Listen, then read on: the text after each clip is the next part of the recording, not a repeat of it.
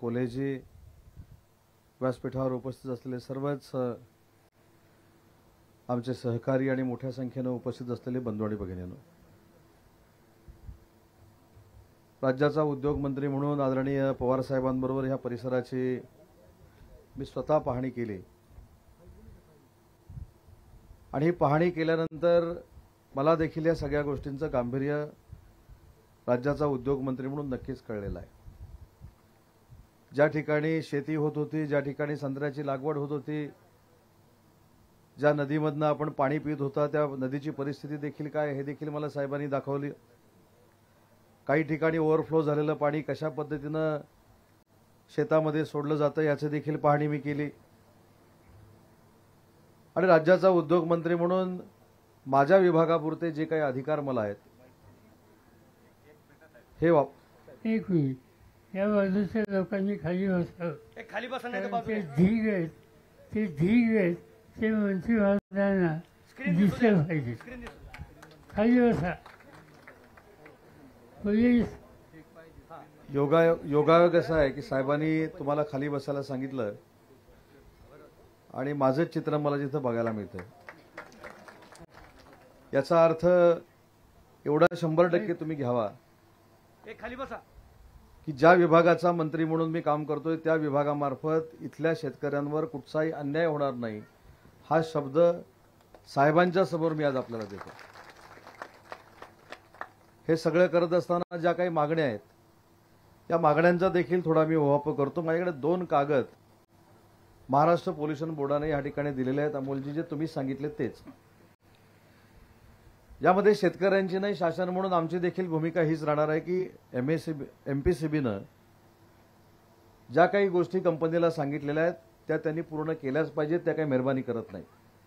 कारण ज्याही शेतकऱ्यांनी जमिनी दिल्या, शेतकऱ्यांच्या जमिनीवर हा प्रोजेक्ट महाराष्ट्र शासन म्हणून आम्ही सगळ्यांनी मिळून या ठिकाणी आणला आणि हा आणल्यानंतर हा प्रोजेक्ट एस्टॅब्लिश झाल्यानंतर एखादी संस्था, एखादा मालक किंवा तिथले विश्वस्त जर अशा पद्धतीनं मनमानी करत असतील तर त्यांना चाप लावण्याचा माझ्या विभागाला जेवढा अधिकार आहे तो 100% लावला जाईल आणि त्याच्यामध्ये सगळ्या शेतकऱ्यांना विश्वासात घेऊन काम केलं जाईल।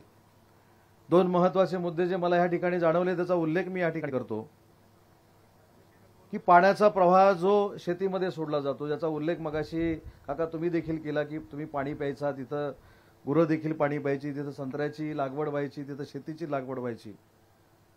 आणि आज हे अमोलजींनी देखील सांगितले की आता साहेब आणि मी इथं येणार आहे म्हटल्यानंतर तात्पुरती डागडुजी केली गेली हे फक्त तुमचं मत नाही, हे मी स्वतः देखील बघितलेलं आहे। आणि मुरुम काल टाकलेला कसा असतो आणि पूर्वीचा कसा असतो एवढे समजणारे आपण सगळे कार्यकर्ते सक्षम आहोत हे देखील म्हटलं।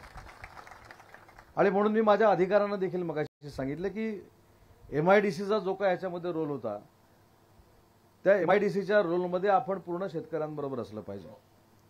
आणि दुसरं एक मी सांगतो की या परिसराची पाहणी करायला येत असताना मी स्वतः राज्याच्या मुख्यमंत्र्यांशी देखील चर्चा केली आणि राज्याच्या मुख्यमंत्र्यांचं देखील स्वाभाविक हेच म्हणणं आहे की शेतकऱ्यांना अशा पद्धतीचा प्रकल्प त्रास देत असेल, एमपीसीबीनं जर नोटिसेस दिलेल्या असतील आणि त्याचं जर कंप्लाय करून ते देत नसतील तर त्यांच्याकडनं तो कंप्लाय करून घेणं ही सरकार म्हणून आमची जबाबदारी आहे हा संदेश देऊनच त्यांनी आज मला इथं पाठवलेला आहे।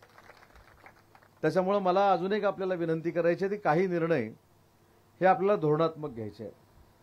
ज्या जागेचा उल्लेख झाला त्या जागेचा जर आपण इतिहास बघितला तर ऑक्टोबर 2026ला ही जागा ही संपणार आहे, बरोबर आहे ना?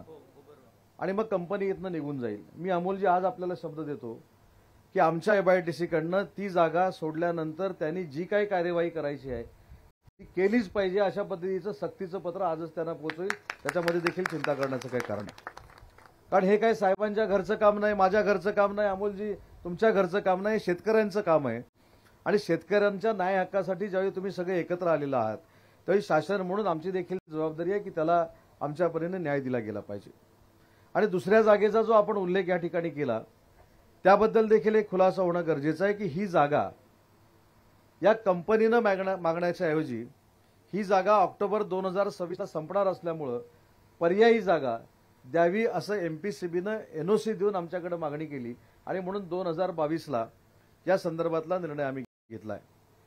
परंतु मी हा देखील आपल्याला शब्द देतो, आज पंकजाताई जरी या कार्यक्रमाला उपस्थित राहू शकल्या नसल्या वातावरणाच्या बदलामुळे, तरी देखील आपण सांगाल त्यावेळी त्या खरं तर बैठकीला साहेब आपण येण्याची आवश्यकता नाही, आला तर सर अतिशय आनंद आहे, पण अमोलजी तुम्ही असाल आणि आपण सगळे बसून जे तुम्हाला पर्यावरण विभागाकडनं देखील अपेक्षित काही निर्णय आहेत हे मी करून देईन अशा पद्धतीचा निरोप देखील पंकजाताईंनी मला देखील दिलेला आहे आणि साहेबांबरोबर त्यात देखील त्या बोललेल्या आहेत. शेवटी एखाद्या गोष्टीचं चांगलं करत असताना त्याच्यासाठी शेतकऱ्यांच्या पोटावर वरवंटा फिरवावा ही काय शासनाची असूच शकत नाही. कारण ज्याचा उल्लेख मगाशी आपण केला की महाराष्ट्राच्या उद्योग जगतामध्ये जेवढ्या MIDC महाराष्ट्राच्या विविध क्षेत्रामध्ये झाल्या त्याच्यामध्ये शरद पवार साहेबांनी पुढाकार घेतलेला होता, याच्यामध्ये दुमत कोणाचंच असू शकत नाही. पण ज्या MIDC झालेल्या आहेत तिथनं येणारं सांडपाणी असेल, तिथनं येणारं शेतकऱ्यांना त्रास देणारं प्रदूषण असेल किंवा असं 18 जिल्ह्यातलं जे वेस्ट आहे ते आपल्याकडे येऊन याचा त्रास जर आपल्याला होणार असेल तर त्याच्यावर निर्णायक भूमिका आम्ही नक्की घेऊ. कारण शेवटी ह्या सगळ्या गोष्टी आपल्या जीवनाशी निगडीत आहेत. डॉक्टरने देखील सांगितलं की किडनी स्टोनचा त्रास होतोय, कॅन्सरपर्यंत या गोष्टी सगळ्या जायला निघालेल्या आहेत. कशा पद्धतीनं पाण्यात क्षारांचं प्रमाण असावं हे देखील डॉक्टर साहेब तुम्ही सांगितलं. या सगळ्याच्या नक्की चर्चा त्या बैठकीमध्ये केल्या जातील.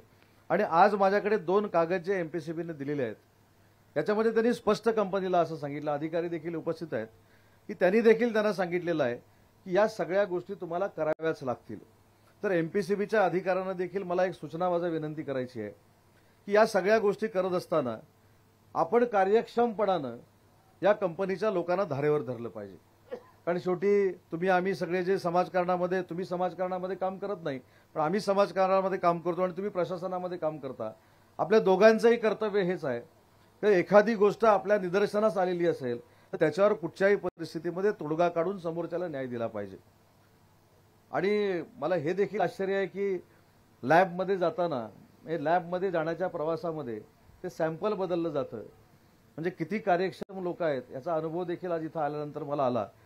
परंतु अमोलजी पुढच्या काळामध्ये असं होणार नाही याची दक्षता आम्ही नक्की घेऊ. आणि तुम्ही जो रिपोर्ट आम्हाला दिलेला आहे त्याचा शब्दांशब्द वाचून या शेतांना न्याय कसा दिला जाईल यासाठी आम्ही नक्की प्रयत्न करू. आता साहेबांनी देखील सांगितलं, खरं तर मी साहेबांना त्या बैठकीला नको एवढ्यासाठीच सांगत होतो की ह्या संपूर्ण गावाची बैठक आहे, या मर्यादित विषयाची बैठक आहे आणि साहेबांसारख्या व्यक्तिमत्वानं सारखं बैठकांना यावं हे अपेक्षित नसल्यामुळे मी साहेबांना सांगितलं. पण साहेब तुम्ही जर त्या बैठकीला उपस्थित राहणार असाल हा आमचा देखील मोठेपणा असणार आहे आणि तुमची वेळ घेऊन पुढच्या 15 दिवसामध्ये नक्की या बैठकीचं आयोजन केलं जाईल हा देखील राज्याचा उद्योगमंत्री म्हणून मी शब्द देतो. आणि मुख्यमंत्री महोदयांनी अजून एक पवारसाहेब या ठिकाणी सांगितलंय की आवश्यकता जर असेल आणि तुमचं जर म्हणणं असेल तर मुख्यमंत्री महोदय देखील स्वतः या विषयाची बैठक घ्यायला तयार आहेत आणि ते देखील स्वतः पवारसाहेबांशी चर्चा करणार आहेत. त्याच्यातनं देखील बैठकीचं आपण आयोजन करू. आणि हे सगळं करत असताना केंद्रबिंदू आपला शेतकरी आहे, केंद्रबिंदू आपला इथला जमीनदार आहे, त्याच्यामुळे त्या जमीनदारावर अन्याय होऊ नये ही देखील राज्याच्या मुख्यमंत्र्यांची भूमिका आहे आणि म्हणून ते स्वतः देखील शरद पवार साहेबांबरोबर चर्चा करणार आहेत. अजून एक महत्वाची गोष्ट जाता जाता जी मला आपल्याला शेतकऱ्यांना सगळ्या सांगायची आहे ती एक महत्वाचा मुद्दा असा आहे की MIDCच्या माध्यमातून जी काही नियमावली आहे ती नियमावली तुम्हाला दाखवून, म्हणजे मी तर माझ्या अधिकाऱ्यांना सांगेन अमोलजी तुम्ही जर थोडा वेळ दिला तर मी अधिकाऱ्यांना तुम्ही जिथं असाल तिथे पाठवून शेतकऱ्यांशी चर्चा करून MIDCकडनं तुम्हाला काय अपेक्षा आहे, MIDCकडनं विधायक तुम्हाला काय अपेक्षा आहे ते तुम्ही मला सांगा. त्याची देखील चांगल्या पद्धतीनं अंमलबजावणी ही माझ्या विभागाकडनं केली जाईल हा एक शब्द आज आपल्या इथल्या शेतकऱ्यांना साहेबांच्या साक्षीनं आपल्याला देतो. आज इथं आल्यानंतर खरोखरच या परिसरातल्या प्रकल्प बाधितांचं किंवा शेतकऱ्यांचं दुःख हे माझ्यासारख्या कार्यकर्त्यांना गांभीर्यानं घेतलंय हे देखील मी प्रामाणिकपणानं सांगतो. आणि हे देखील आपल्याला जाणवलं असेल की इथं जरी मी आलो नसलो तर या प्रकरणामध्ये उद्योगमंत्री म्हणून लक्ष घालण्याचा मी अनेक वेळा प्रयत्न केलाय, परंतु ह्या दोन्ही गोष्टी म्हणजे प्रकल्पाचा पूर्वीचा असलेला हा सगळा जो प्रकार असेल तो किंवा दिलेली जागा असेल ह्याच्याशी माझ्याबरोबर पर्यावरण विभाग हा माझ्या जोडीला असल्यामुळं थेट मला एकट्याला ते निर्णय घेता येत नाहीत. परंतु मी पंकजाताईंच्या वतीनं देखील सांगतो की ज्या बैठकीमध्ये साहेब स्वतः उपस्थित राहणार आहेत तिथं आम्ही तुम्हाला आवश्यक असे आणि तुमच्यावर अन्याय होणार नाहीत असे आम्ही निर्णय घेऊ. आणि अजून एक महत्वाची गोष्ट सांगतो की कॉम्पेन्सेशनच्या बाबतीमध्ये डॉक्टर साहेब तुम्ही जो मुद्दा मांडलात ह्याच्याशी मी 100% नाही 10,001% सहमत आहे. जरी राज्याचा मंत्री म्हणून मी काम करत असलो तरी शेतकऱ्यांची दुःख काय असतात हे कोकणातल्या प्रकल्पाच्या निमित्तानं मी स्वतः बघितलेलं आहे. त्याच्यामुळं काही लोकांची जनावरं याच्यामध्ये गेलेली आहेत, काही लोकांना रोगराई निष्पन्न झालेली आहे, काही लोकांची जमीन नापीक झालेली आहे, काही लोकांना उत्पन्न घेता आलेलं नाही. या सगळ्या बाबतीचा एक आराखडा आपण निश्चित तयार करू, मुख्यमंत्री महोदयांकडे जाऊ आणि त्याच्यातनं देखील कंपनीला चांगल्या पद्धतीचं कॉम्पेन्शन आपल्याला द्यायला देखील उद्योगमंत्री या नात्याने मी आपल्याला शब्द देतो. आज इथं आल्यानंतर आपली सगळी परिस्थिती मी स्वतः बघितली आहे. शासनामधला एक दुवा म्हणून मी नक्की ही परिस्थिती मुख्यमंत्री आणि दोन्ही उपमुख्यमंत्र्यांच्या कानावर घालेन हा शब्द देतो आणि मी साहेबांच्या समवेत त्या ठिकाणी आलोय. ही भेट फुकट जाणार नाही एवढाच शब्द देतो आणि थांबतो. जय हिंद, जय महाराष्ट्र.